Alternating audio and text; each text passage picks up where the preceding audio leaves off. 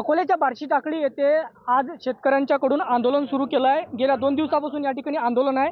नेमकं त्या शेतकऱ्यांच्या काय प्रमुख मागण्या आहेत ते जाणून घेऊया। काय मागणी आहे तुमची? काय सांगाल?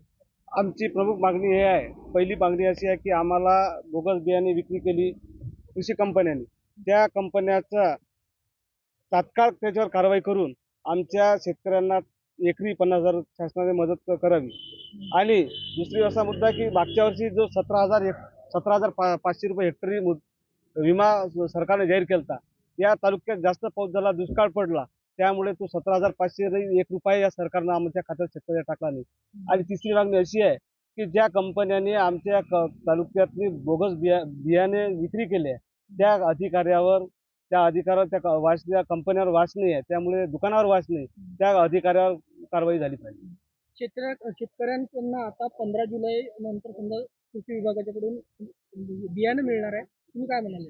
15 जुलैनंतर कृषी विभागाचं सांगणं आहे की 15 जुलैनंतर सोयाबीनची पेरणी करू नका, नंतर ते पेरणीला आवरेज येणार नाही, ते पूर्ण झाड खाली राहील। त्याच्यामुळे आम्ही बियाणं घेऊन आता करायचं काय?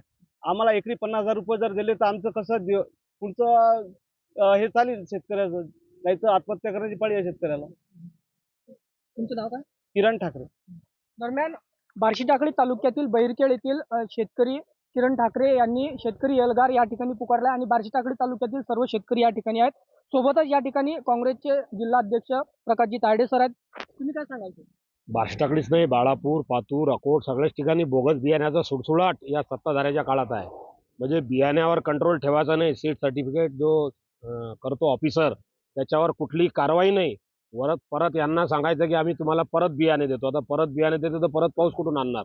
आणि यांचे जे पेरणीचे पैसे असतील, बाकी लागवडीचे पैसे असतील, हे कुठून शेतकरी आणणार?